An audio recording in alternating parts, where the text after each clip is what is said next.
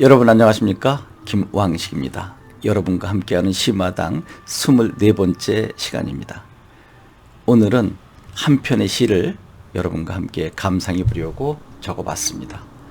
봄을 기다리는 마음인 것 같은데요. 한번 보실까요?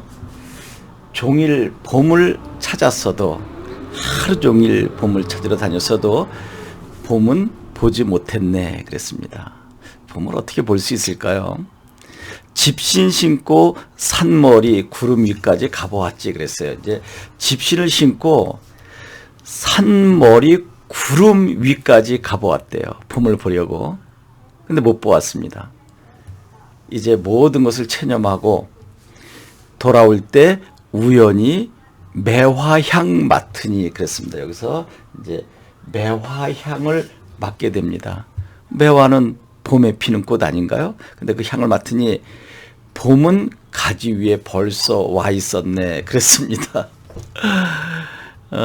여러분, 과거에 어느 시인이 행복의 파랑새를 찾으려고 심신유곡 다녔는데 아무리 봐도 없었죠. 그런데 그 행복의 파랑새는 내 가슴속에 있었다라고 하는 사람도 있었고, 또 행복의 파랑새는 앞마당 나무까지 앉아서 울더라라고 하는 것입니다. 어떻게 보면 이것은 도를 깨닫기 위한 시가 아닌가 생각합니다. 그것을 오도시라고 하죠. 여기 한번 써볼까요? 여기서 이것은 깨닫다 할 때 오자잖아요. 무엇을 깨달을까? 도를 깨닫는 글이 바로 이것이 아닌가라는 생각이 듭니다.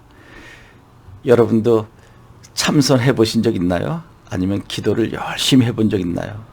또는 명상을 하면서 여러분 자신만의 도를 찾으려고 했었지만 쉽지 않았다. 그런데 벼랑간에 어떠한 대상을 보는 순간에 바로 저거로구나. 그러니까 도를 찾는 것은 먼 곳에 있는 것이 아니라 바로 우리 주변 일상사 소재 속에서도 찾을 수 있다라고 하는 것. 또 어느 스님은 똥 속에서 도를 찾는다라고 이야기하는데 우리는 우스갯소리처럼 들릴지 모르지만 그분은 한평생 참선하면서 그야말로 우리가 아이고 저거 너무나 지저분해 더러워라고 하는 똥 속에서 도를 찾는다고 하는데 그들의 선 사상이라고 할까요? 그 세계는 우리가 짐작하기 힘들겠죠.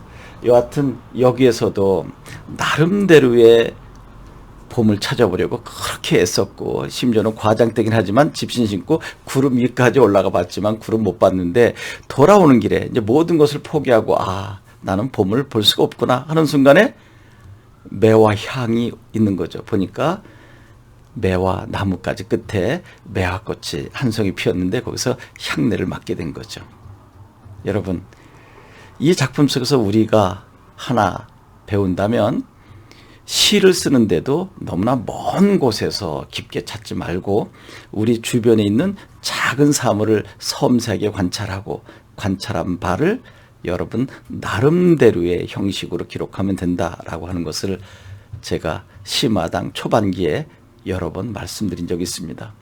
이제 거기에다가 지난번에 23번째 시간에 말씀드린 것처럼 여러분의 진실된 마음을 표현하면 이제 상대방, 즉 독자들의 가슴을 울리는 감동적인 글이 되지 않을까 생각합니다.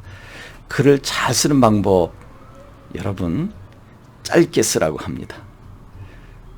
저도 글을 가능한 짧게 쓰려고 노력을 하는데 생각처럼 쉽진 않아요. 또 너무 짧으면 지나치게 간결해서 내용을 담을 수 없을 것 같고, 그래서 조금 길게 쓰면 또 만연체가 돼서 제 논리가 꼬이게 되고 참 쉽지 않네요. 오늘 여러분에게 보여준 이 시, 도는 먼 곳에 있는 것이 아니라 가까운 데 있다. 봄은 이미 와 있는데 그것도 모르고 멀리 구름 위까지 가서 찾아왔다라고 하는 것입니다. 여러분 관심 있게 보셨는지 모르겠습니다. 오늘은 쉬어가는 페이지 정도로 생각했으면 좋겠습니다. 고맙습니다.